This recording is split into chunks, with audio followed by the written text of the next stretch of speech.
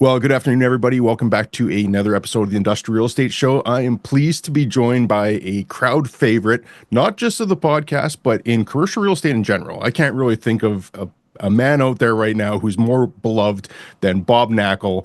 Bob, thank you once again for joining me on the podcast. Chad, so great to be with you, my friend. I loved when you agreed to do another one because I had such great feedback on the last one that we did, and I wanted to do a deeper dive into cold calling today because I think a lot of people understand why cold calling is important, but they still have reluctance on doing it. So I thought by getting you to come on, who you still cold call to this day, you've cold called your entire career.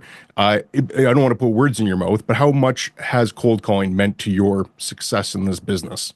Oh, it is the number one revenue generating activity that a broker can do.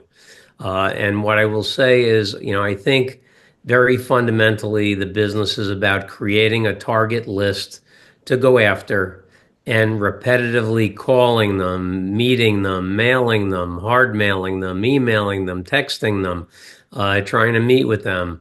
After you've done that for 2 or 3 years, it's really no longer cold calling. So I actually prefer, Chad, to call them prospecting calls as opposed to cold calls, because just about everybody that I'm prospecting to now, I've spoken to in the past or met. And so it's a little bit of a different dynamic. But I think that's the goal, is to have a target audience that you're going after over and over and over again, trying to develop relationships with them, trying to have them understand what you do, how you do it, how you've helped other people. And it really is the best activity you possibly can do to try to generate business. I want to dive into one of the stories that I've seen on your social media before about Harry, about how when you first started early into your career, you started calling Harry and never got a hold of him until one day you got him at 7 o'clock at night, if I believe, when his assistant was gone. And that turned out to be a very profitable and lucrative call series of calls that you made to eventually meet him. So can you tell a little bit more about that story? Yeah, sure, absolutely. Well, Harry Macklow is one of the biggest developers in New York City.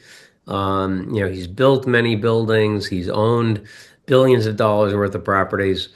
And back in 1984, excuse me, 1984, when I started cold calling, he owned a small one-story retail building on East 60th Street. And so as I'm going through my calls, I called him, left a message. And before you know it, 2.5 years had gone by, and I had probably left, you know, uh, 20, 30 messages for him. Could never get him, never returned my call, but he was on our list. So he got our mail regularly. We didn't have email back in those days, so we did a lot of hard mail. And I was in the office one night at about 7 o'clock, and I said, I'm going to call people. What the heck? And his assistant had left for the day. He picked up the phone. I was like, Mr. Macklow, this is Bob Knakal from Coldwell Banker. I wanted to, yeah, I know who you are. You leave messages to me all the time. What do you want? And that was the start of a great relationship, and turned out to be great friends and clients. So I socialize with Harry and his wife now.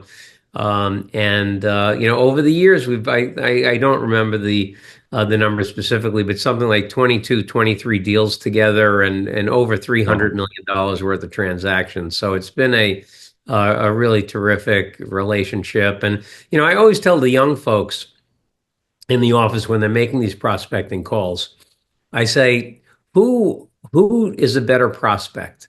Someone you call. You're going to make your calls today. You don't know a lot of people. But somebody you call and they'll talk to you for 20 minutes, or somebody who hears you're a broker and hangs the phone up on you. And almost everyone says, the person who talks to you for 20 minutes, that's a great lead. And I say, nope, just the opposite. I said, the person who doesn't know you and will talk to you for 20 minutes is talking to everybody. How are you going to differentiate yourself? But the person that hangs up on you is probably hanging up on everybody. If you can crack that nut, that's a great nut to have. So look at these difficult people to get on the phone as much better prospects for you long term. And when you can break through, and if you keep at it and keep calling over and over and over again, you will ultimately break through. I still have a few people that it's nearly impossible for me to get on the phone, but overwhelmingly people will pick up the phone when I call, and that just takes persistence. As a saying, persistence breaks down resistance. And most folks, after they try 3 or 4 times, won't call again.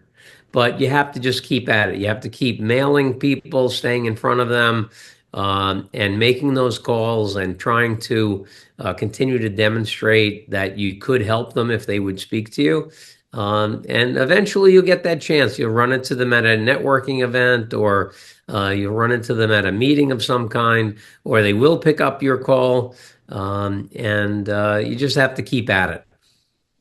I don't think people fully appreciate that you called Harry 20 to 30 times before you were able to connect with him. I think most people probably feel they're being aggressive if they call 7 or 8 times. What would your messages have been over that time horizon, starting at the first one all the way I through to just the end? always, I sell investment properties in the neighborhood of your property at whatever, 246 East 60th Street. And I'd like to talk to you about what's happening in the market. That's the same message all the time. The key to prospecting is to always have something of value to offer. If you're calling people and get them on the phone and say, "Hey, I sell buildings. Do you want to sell your building?" Very, very likely they're going to hang up on you. Give them a reason to want to talk to you. Say, "Hey, we just put together a market report talking about all the properties in the neighborhood that sold just like yours. Would you like me to share that with you?" Share is a great word too. Always use the word share. We just put together a study of comp sales in the neighborhood over the past 3 years. Can I share that with you? We just sold a property right across the street from yours. Would you like me to share that information with you? And offer them something of value, and then eventually get around to saying, "Oh, by the way, anything in your portfolio you're thinking about selling these days?" And it's a much more benign way, and much less off-putting if you're offering something of value before you get around to asking them if there's anything that they want to sell. Yeah, intuitively that makes a lot of sense. And it'd be the same, I suppose, if we were on the other end of a cold call, if someone was calling about a cell phone plan or something, and instead of just asking if we're happy with the carrier, they ask if they can share some information about how rates just came down. And I'm just using something off the top of my head, but all of a sudden then you might be more inclined to listen to that call as opposed to just the generic call asking if you want to switch your service. So I love the idea of having that value add. Going back to that first part that you mentioned earlier on having a targeted list, how did you start compiling your list to where today I'm guessing it's fairly robust, and you probably have all, if not almost all, of the property owners that you're chasing in a database. How did you start collecting them though? Yeah, well, back in the old days, don't forget, in the mid 80s, publicly available information was very sparse, and what was available was very inaccurate. So we devised a territory system where we worked in geographic areas, and tried to, basically just like a residential farming technique, except instead of walking around a neighborhood and knocking on everybody's door, we went around the block and called every owner that owned a building on that particular block. And back in those days, originally, Paul and I were going to work the entire Upper East Side from East 55th Street all the way up to East 95th Street, 96th Street. And it just was way too big. We found out very, very quickly there's no way we're going to be able to call each of those people, once every couple of months. And so we made the territories a lot smaller. Paul worked from 55th to 63rd, 5th to Lexington. I worked 55th to 63rd, Lexington to 1st. And we just went around every one of those blocks. We walked those blocks all the time, got to know them. So as young kids, we developed an expertise that probably nobody else in the market had, because we only knew those little neighborhoods, but we knew those little neighborhoods better than anybody else. And that got us a lot of traction very quickly. And so, it's funny, Chad, when I talk to kids now that I'm on social media, I get folks DMing me and texting me and calling me from all over the country. And we get a call from a kid in Kansas City, and he says, "Hey, I sell apartment buildings in Kansas City, but I'm competing with a bunch of people with 20 years of experience. What do I do?" And I said, "Well, how many buildings are in the target market?" "Oh, I don't know." I said, what are the geographic parameters of your market?" "Oh, I don't know." I said, "Okay, so get a map and draw a line around what you consider Kansas City to be and count every building. How many buildings are there? How many sold last year and the year before that and the year before that? And what was the average price per square foot? What was the average price per unit? What was the average cap rate?" And I said, "I tell you what, once you have those numbers and you go into an owner and say, yeah, I've only been in the market for a year or two, but there are 1,259 buildings that are apartment buildings in our market, and over the last 3 years, this is how many sold, and this is how it's gone up or down." I said, "I guarantee you that the people in your market with 20 years of experience don't have that information. And so you want to go in and try to make an impression on someone that you know the market and you're somebody that they should spend time talking to. Know those market statistics, and people will want to talk to you. Most folks who own real estate, these buildings are among their largest assets. And if you have information that could give them insight into the value of their biggest assets, they're going to want to talk to you. So, it takes work, but you want to create that expertise because the expertise allows you to differentiate yourself from everybody else. And that differentiation creates a competitive advantage. So it's specialization, differentiation, competitive advantage, and then that gives you a leg up on what other people are doing in the neighborhood. Yeah, having a leg up is a key differentiator that almost eradicates any age advantage because I would put up a 25-year-old who studies the market intimately and who's hardworking versus somebody that's been in the business for 20 years that is golfing every day in the summer. So I think that that is the big differentiator. Do you have a rough idea on how much time you allocate for the key parts of your business? So prospecting being one, actually doing deals being one, researching the market, staying on top of all these trends, or is it just does it ebb and flow with how busy you are? No, prospecting, I try to make sure I set aside at least 12 to 14 hours a week for prospecting. It's funny. I had for many, many years, my prospecting goal was to speak to 50 property owners every week and get around to asking them if there's anything they wanted to sell. And then during the pandemic, when I was working from home, I found I was getting through to so many more people, and it occurred to me that it was really the as Seinfeld would call it, the stop and chat was what was killing me. Somebody would come by your office and say, "Hey, how was your weekend?" And before you know it, 8 minutes had passed.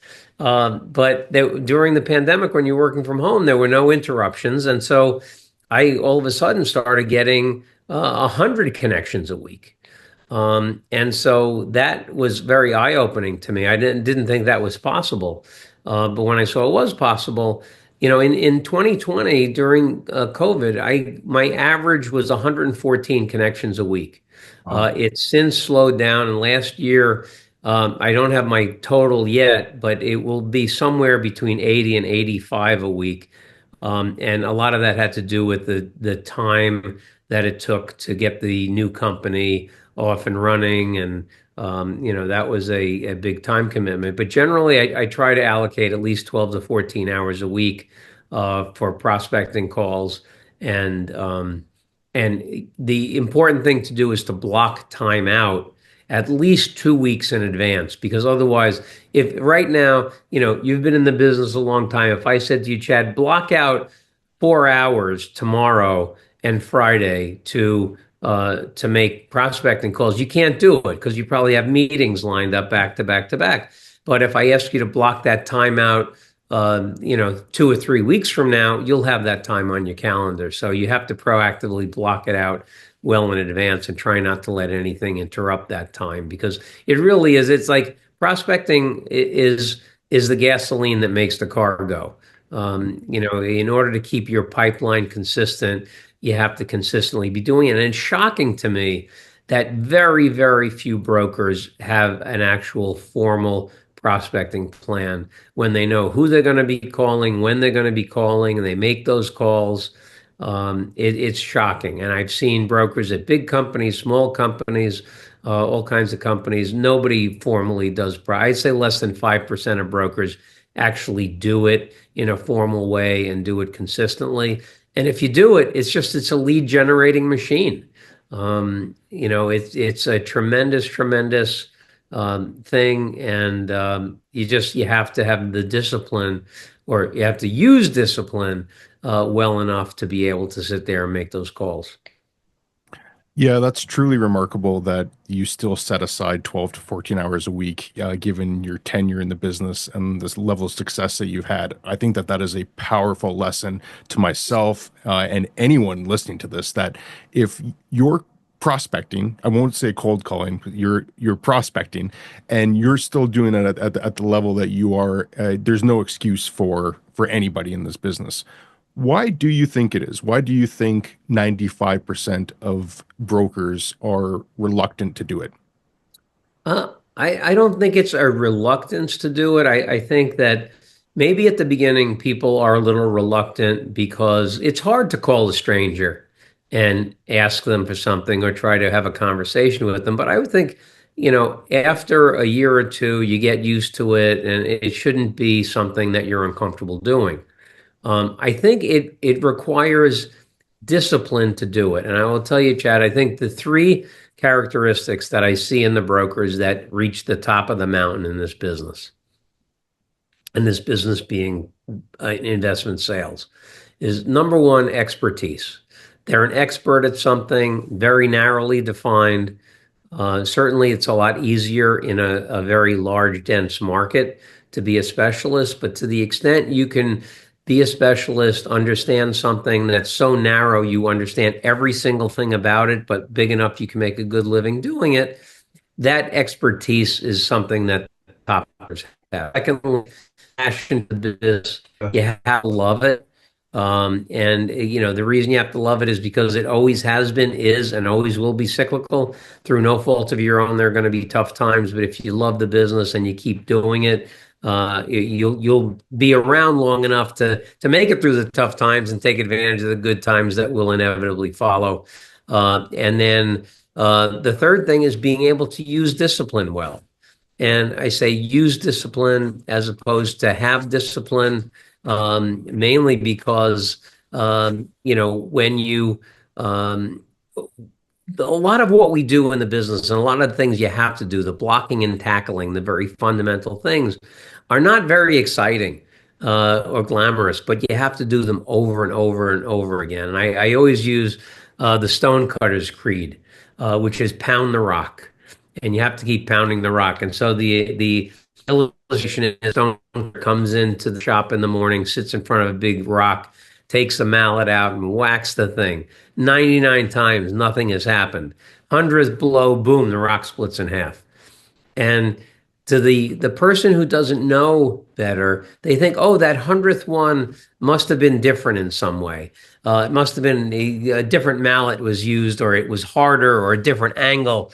And the stonecutter knows that's not the case, that it's the 99 blows that came before that made that 100th one split the rock. And in our business, it's the same thing. What you're doing, if you're doing fundamentally sound things, that is cumulative and starts to build and gain traction. And before you know it, it turns into a lead. But if you think about prospecting, and I think this is very important for folks to understand and why it's important to really know your market.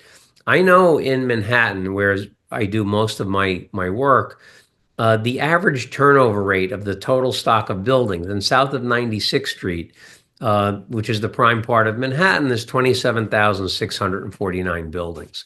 The average turnover over 40 years has been about 2.6% of that stock. So what does that 2.6% tell you? It tells you that on average, there's not a lot of stuff selling every year out of the total stock. It also tells you that on average, when someone buys a property in Manhattan, they own it for 40 years before they sell it. So people are not always going to be transacting. So you have to constantly be calling. You have to know that if you assume half the stuff that goes on the market actually sells, only 5% of the stock is on the market at any one time. So out of 20 property owners, only one is going to say, yeah, I'm interested in selling. So if you go into it with that mentality, then if you get hung up on 19 times in a row, you should be feeling great about yourself because the probability of success on the next call is very, very high. And so if you're doing the fundamentally correct things and you have the discipline to do them over and over and over again, day after day, week after week, month after month, year after year, ultimately that is going to pay dividends for you. But you just have to keep pounding the rock until all of these fundamentally sound initiatives start to work. And that's why it's important to contact the same database of folks over and over and over again, and not call this 100 people this week and that 100 people next week, and constantly be changing who you're contacting. Now, clearly, you're always going to have new people coming into the market that you're going to want to connect with, but your basic target list should be relatively consistent. That is absolutely phenomenal advice on a number of reasons. Uh, One thing that struck me as I was going through there was how you manage all of this. Because I agree, I think it's so much more effective by concentrating on a select group of people instead of taking the shotgun approach and just calling anybody anywhere. How do you manage this much data, and how many people would be in that management pipeline? Like, how many people would you actively be trying to prospect out of a large pool? I mean, at this point, with 40 years in, I have, literally thousands of people that I've met. Not all of whom are I'm actively prospecting to. I've kind of changed my practice a little bit. For decades, I was a generalist selling all kinds of properties, and now I'm trying to focus more on uh, development and redevelopment opportunities, so ground up development, land assemblage, and conversion, office to residential conversion, or conversion of vacant buildings to other uses, things that require knowledge of legislation, tax abatements, different public policy that you can use to figure out how to maximize value of a property. So for the high quality development opportunities that I'm looking out at, there are about 648 of those opportunities in Manhattan today. We're putting together those opportunities for the outer boroughs, and we'll see how many of those. Clearly the sites in the outer boroughs we want to be a little larger than the ones that we'll focus on in Manhattan because of the value of those sites. But there's a finite number of people that we're making sure we contact, and we're now also taking it kind of to the next level, where for the 648 development site prospects, we actually have them ranked 1 to Mm. 648. And I try to get through to those folks at least once a quarter. And if I get through all, I start with number one, and then I get through to 648, and the quarter's not over, I'll go to number one again. And if in a quarter I start at one and I get down to 522, the first day of the next quarter, I go up to number one again to make sure I'm hitting my top prospects every quarter. So I've prioritized the way that we're prospecting, and it's been very, very effective.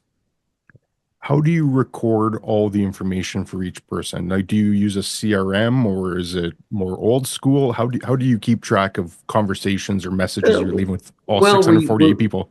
yeah, we're using AI very extensively. One of the things, and I will tell you, I'm the first to admit, I technology is not my friend. I'm glad my cell phone goes on in the morning, but we use AI quite a bit. When I decided to start my new company, first person I hired was my COO, Seth Samowitz, who has an AI background. He started AI companies. He worked in driverless cars for 6 years, and I figured, hey, this guy can make a car drive itself. He can help me sell a building. But we track everything we do. I personally, I mean, here's my calls for today, and this is my tech stack. I write things down on a piece of paper. But what we have is we have trackers on our cell phones, our emails, our DMs, our texts. So if you were a buyer and you were interested in one of the properties that we're selling, and we have a conversation about 123 Main Street, our AI will pick it off of our my phone conversation, my email, the text, any interaction we have, and we'll put that conversation, the transcript of that conversation goes into the 123 Main Street file and also goes into your file.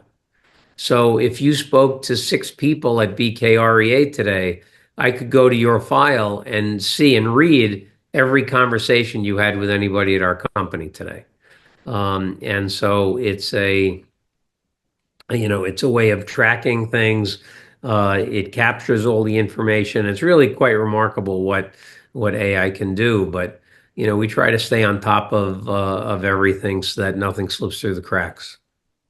I love how you still use a manual notepad and write down your notes, but you're combining it with this cutting edge technology for AI to use in brokerage. That's so fascinating. What do you say to somebody that doesn't have the AI? They don't have a Seth, so they're trying to do this by themselves. How do Yeah, they? well, I say AI is not going to replace anybody, but someone using AI is likely to replace someone that doesn't. So I encourage everybody to get on board with it. We use AI in two main ways. One is to make funneling more efficient and effective. And if you think about it, the prospecting process and the deal execution process are nothing more than funneling processes. You're starting with thousands of people, whittling down to hundreds, to dozens, to a few. And AI is very helpful with making that more effective and efficient. Then we're also using it for data interpretation, which is really where AI has the most potential power, but is going to be the toughest for the industry to utilize, because in order to utilize AI in that way, you have to have data sets with very high integrity, and most data sets in our industry are not very good, only because um, for data sets to have integrity, they have to be um, derived using the same methodology of calculating the data consistently. And there's so much turnover in research departments that there's no consistency in the data. And what I mean by that is if I tell you that in 2019, there was 26.3 billion of sales volume in Manhattan, you really don't know what to think of that number, right? Because absolute numbers don't mean that much. What means something is, are the numbers going up or are they going down? How much are they going up? How much are they going down? So if I tell you that at the peak of the market in 2015, there was 57.4 billion of sales volume. And at the bottom of the market in 2020, there was 11.1 billion. The 26.3 starts to have some feel to it.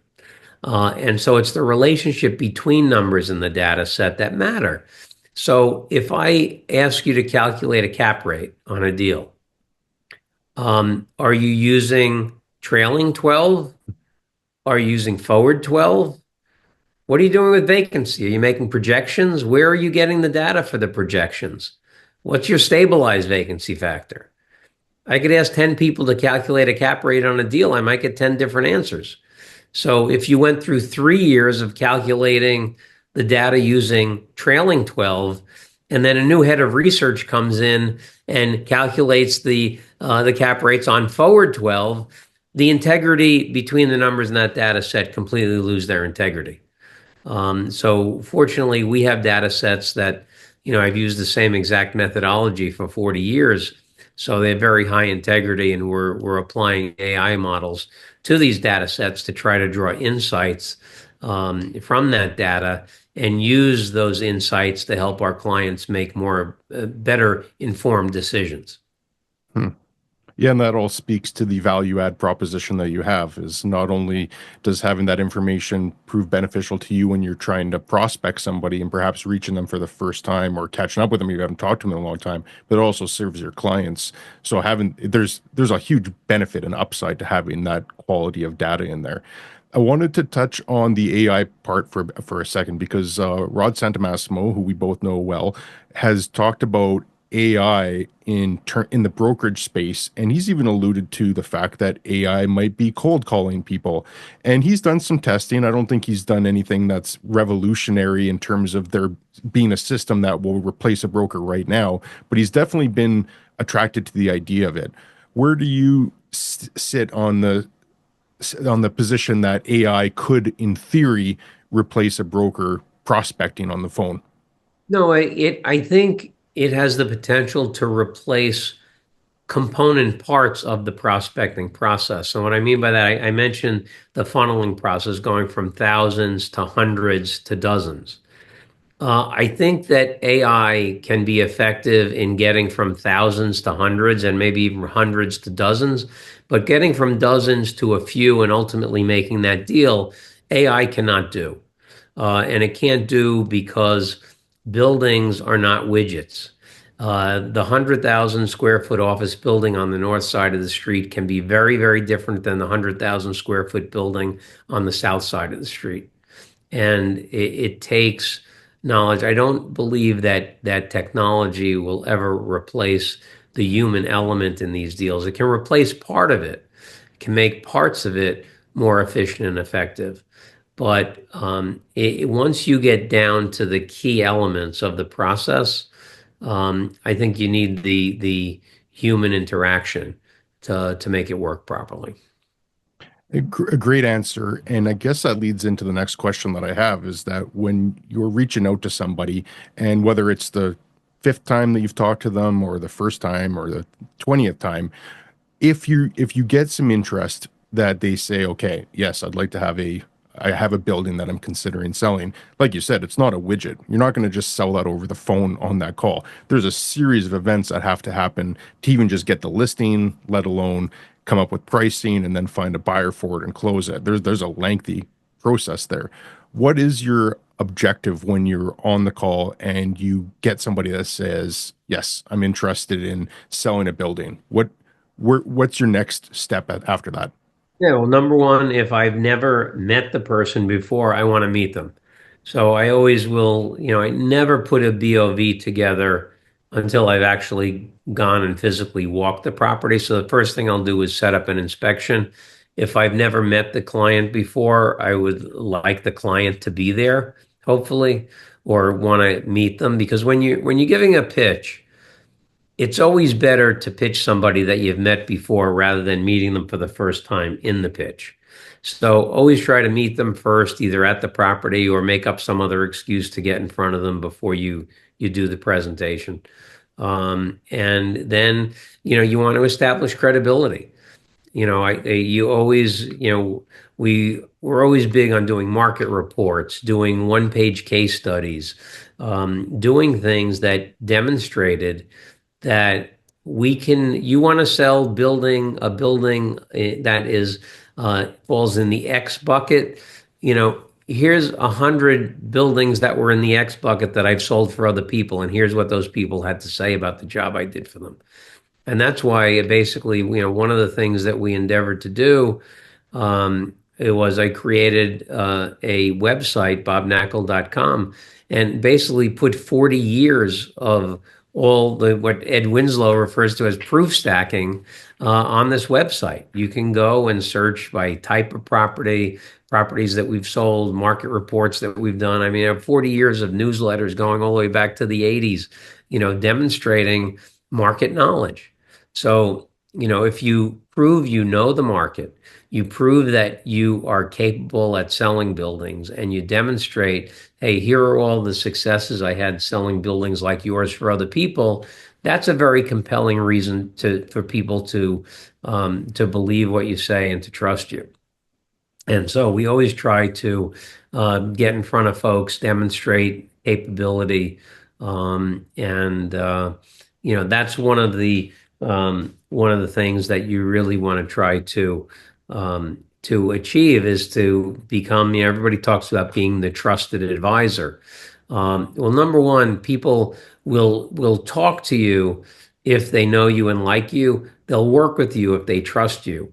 But you have to put yourself in a position to be trustworthy, and this constant demonstrating that you have the capability is something that goes a long way towards creating and building that trust. Hmm, well said. When you're doing BOVs, broker opinion of values, do you run into scenarios where people might just be using that as a free appraisal and they actually didn't have any interest in selling, but they just wanted to hear what Bob Nackles thinks it's worth? All the time. Cost of doing business.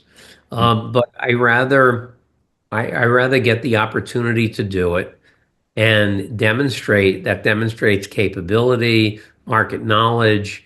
Um, Hopefully you do. Back in the old days, we used to do our BOVs and proposals with a hardbound book that we gave to the client, and those things have tremendous shelf life. I had just a few months ago, I had a client bring in a book that we had done in 1994 for his building, and he still hell had the thing. So you want to create materials that have good shelf life, and I think doing a BOV for somebody who's just curious, I'm happy to do that all day long. And there are some clients that, I've done BOVs for them every 2 or 3 years for 30 years, and I'm happy to do it. I feel if I've done that for them so many times, when they really do want to sell, the chances that they give you a shot to help them is probably pretty high. You have to Y- look at this as Yeah. a long term. This business is a marathon, not a sprint. Yeah, you were working. How long did you say you worked with Harry for before you did a deal with him? Oh gosh, it probably that we sold that. We ended up selling that 60th Street property for him, but that was probably more than 10 years after I first spoke to him. Wow. So 30 plus calls before you got it through to him, and then 10 plus years before you did a deal with him. That is a definition of tenacity and perseverance. Yeah, well, now at this point, I tell you, Chad, I put, I do deal stories typically on Tuesdays, and a few weeks ago, I did one about a little building that we sold on East 63rd Street um, for a woman named Nancy Gunet. Nancy lived in Texas, and her dad had bought the building decades before she inherited it. But I had called her all the time and ended up meeting her and her husband. And they always had questions about what was going on. They didn't really know anybody in the local market. Would always call asking questions. And anytime there was a zoning change or when they were putting the Second Avenue subway in, there was a lot of commotion about that. She had questions all the time, but just answered questions for her. And we ended up, unfortunately, her husband had passed away. She decided it was time to sell the building. I sold the building for her more than 30 years after made the first contact with her. And sometimes that's the luck of the draw. And I'll tell you, there are still people that I spoke to in the 80s that still own their buildings, and I hope to sell those buildings for them someday. So, we'll see how that goes, but you got to keep pounding the rock. I love it. I'm gonna steal that analogy. I'll give you credit for it, but I'm gonna use that one. What do you think most brokers get wrong about cold calling or prospecting? I think um, the desire, clearly we want to make deals. We all want to make deals, but realizing that the ultimately the goal of cold calling is to find out if somebody wants to transact. But if you really focus on giving them something of value to make them want to come talk to you again, um, that really is the important thing, because you have to. It's very, very rare you call somebody out of the blue and they say, "Oh, Chad, very nice to talk to you. Very nice to meet you. Yeah, I want to sell my portfolio. Come on over, send me a listing agreement." That doesn't happen. You have to get to know them. It's a slow process. You have to work it. And so constantly thinking, what can I do to make a positive impression on this person? And be honest about market conditions. Some folks, I know one company, and I know the owner of that company very well, and he's very, very successful. But he tells his brokers all the time, just tell everybody now's the perfect time to sell. And I have very frequently told people, you know what, now's not the right time to sell your building. And those people almost always come back to me, almost always do. And so, if you treat your clients like they're your mom or your dad, and you'd give them good advice. So give your clients the right advice. And I think it always comes back to you if you do that.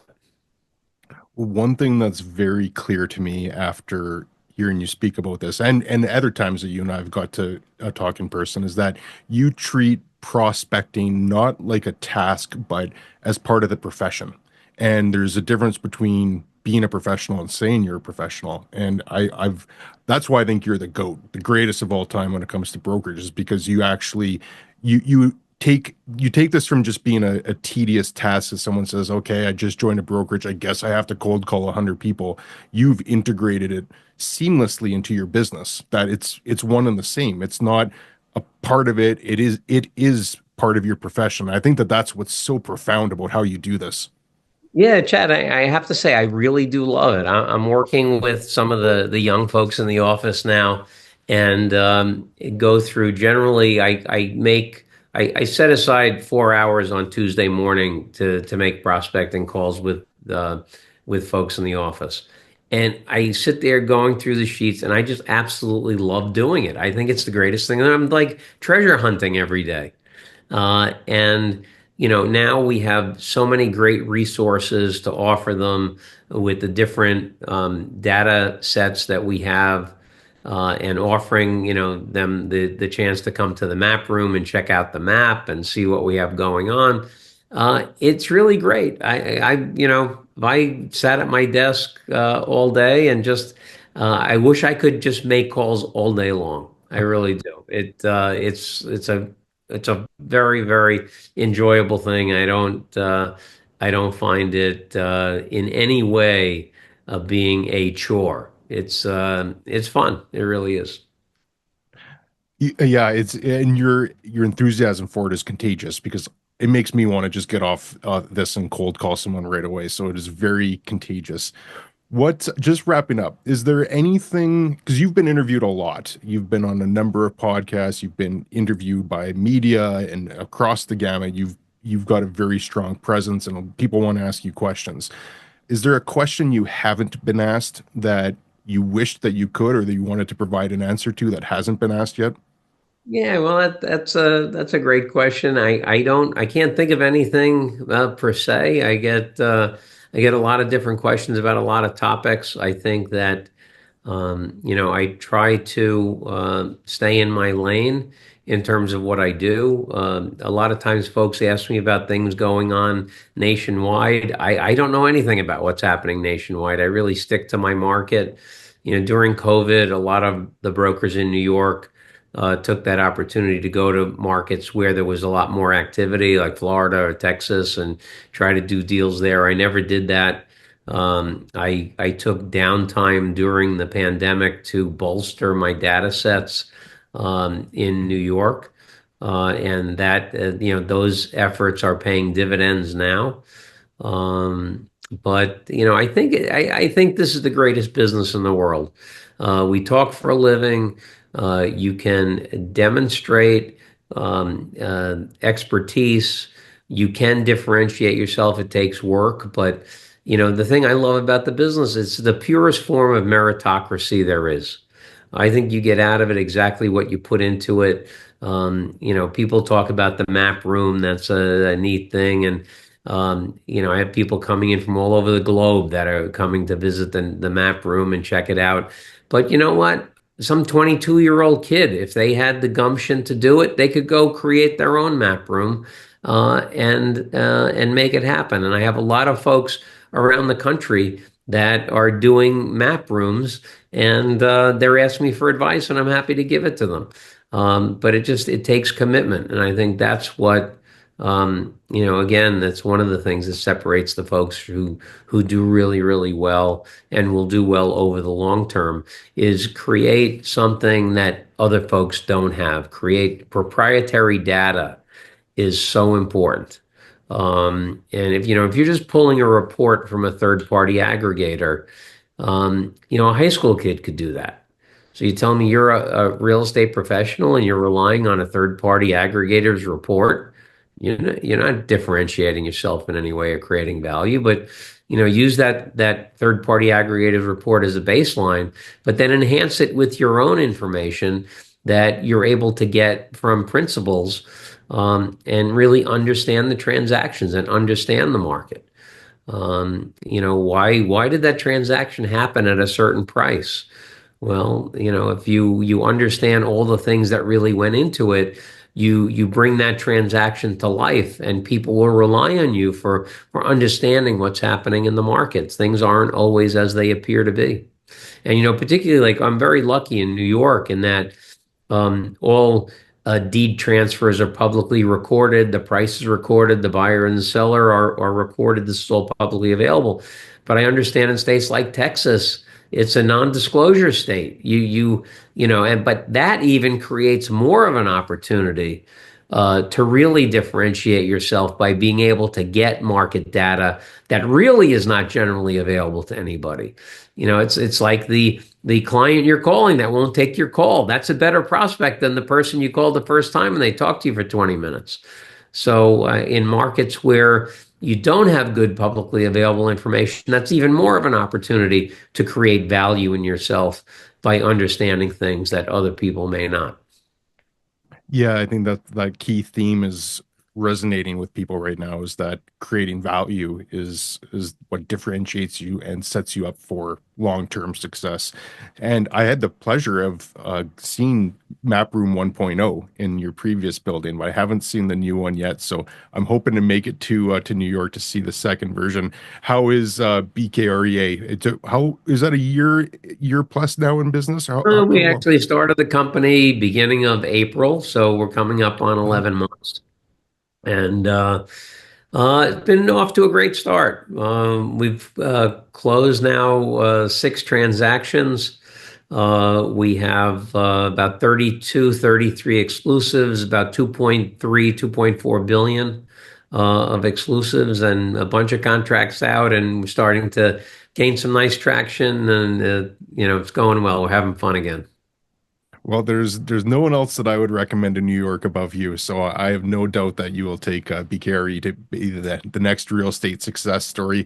And really do want to just thank you for taking the time to do this. I learned a lot, as I always do when I get the opportunity to chat with you, and I'm sure others did as well. So, Help any of you or anybody out there listening, always feel free. Follow me on social media, or you can email me at bk@bkrea.com, and happy to answer your questions or help out in any way. I'll put links to all your social media and your email in the show notes as well. And as someone that's got to hang out with you a few times and had the opportunity to interview you a couple times as well, I can't say enough good things about you. So really do appreciate you taking the time to do this, and look forward to seeing you either in Edmonton for a Stanley Cup Finals game or just next time in New York. That's it. Well, you got to come to the gala this year. We're going to do another open house at Map Room 2.0. So I'll shoot you the invite for that, Chad. Oh, I would love to. I did, yeah, email Don, but I know that you guys were inundated with invitations this year. So I would certainly love to attend if there's a spot. Absolutely. Always a spot for you, my friend. Well, very much appreciated. Thanks once again, Bob, and look forward to next time we chat. You got it. Take care, guys. Okay. Thanks, Bob. Thanks, Thank you, Bob. Okay, let me just stop recording here. Did that stop recording? Okay. Thanks, Bob. That was terrific. You just bring your A game every time we get to chat. So every word that I say is completely genuine and authentic. I am very, very grateful for you taking the time to do this as always. No worries. Happy to do it. Prospecting is really, it's the key thing. If you could just do one thing, It's get on the phone and make those calls. Have the something of value that you can give to people. But, if you have that something of value and you get people on the phone, it feels good to talk to people and impress them with what you know, right? I mean, who Mhm. doesn't like that? So put yourself in a position where you know more than the owner does, which is, that's one of the things that really fascinates me is that you look at these people, even if their portfolios are worth hundreds of millions of dollars, they're so engrossed in their properties that they really don't know what the heck is going on outside their properties or market wide. They're busy dealing. This tenant isn't going to renew. That tenant's renewing. This tenant has this problem. This lease is out. They're so busy day to day with the overseeing and management of their properties that they don't really take the time to take a step back and kind of understand where they fit into this big global ecosystem. And it's shocking to me. Like we have so much new legislation in New York that materially impacts the value of properties. Most owners don't know anything about it. We have a 485X tax abatement program for new construction. We have a 467M tax abatement for conversion of office to residential. We have a new affordable housing bonus program called UAP, Universal Affordability Program. So many owners don't know anything about these things. I could say, yeah, the tax abatement is XYZ 2.8, and they wouldn't know the difference between that and what I'm talking about. And these things are materially impacting the value of their property, and it's a lot to keep track of. But as a real estate professional, that's what you got to do: stay on top of them so you understand how it impacts someone's value. And so I think that now with all this new legislation that's gone on, it's creating even more of a way for us to differentiate what we're doing.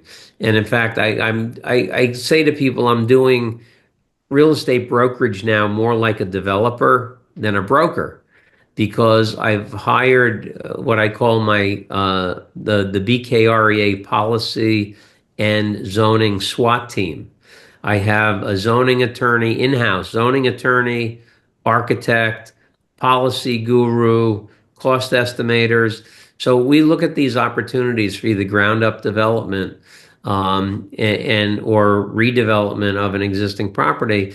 And within 2 days, we have a soup to nuts analysis done of Wow. everything. What's the maximum footage you can build? What are the abatement programs you can take advantage of? How do you do it? Can you do a conversion on this building? Can you not do a conversion? What do you have to do? Do you have to chop the back of the building off? Do you not have to chop all these different things that are putting us in a position that after we have the meeting with the client, the success rate is going to be so much higher on the pitches because of how opaque the market is today with all this new stuff. So I think the more complicated it gets, the easier it is to demonstrate expertise.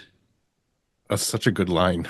Such a great line because you're right. It's if it is easy, then everybody can do it. When the harder it gets, the fewer people that want to do it.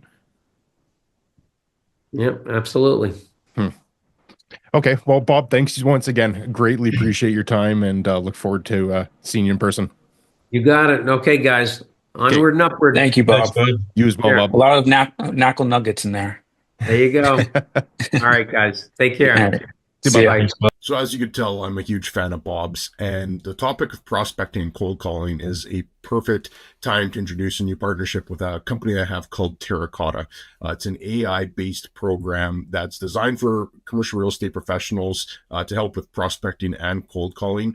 I've been using it personally for 4 or 5 months now to connect with SIOR brokers all across North America, and I can speak very positively about my experience with it and the success that I've had.